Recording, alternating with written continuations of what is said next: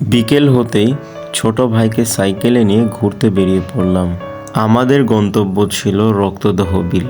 এই যে সূর্যটাও আমাদের সাথে যাচ্ছে। চলে আসলাম সেই কাঙ্ক্ষিত রক্তদাহ বিলে।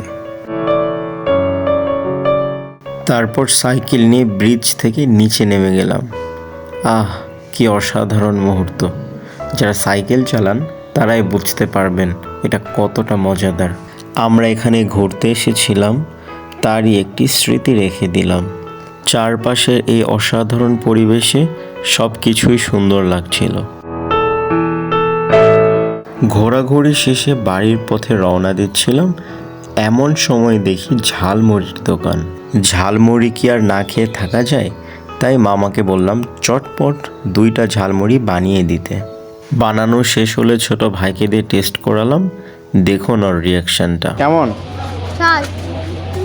এই তো, তারপর সন্ধ্যার সূর্যটাকে বিদায় বলে বাড়িতে চলে আসলাম।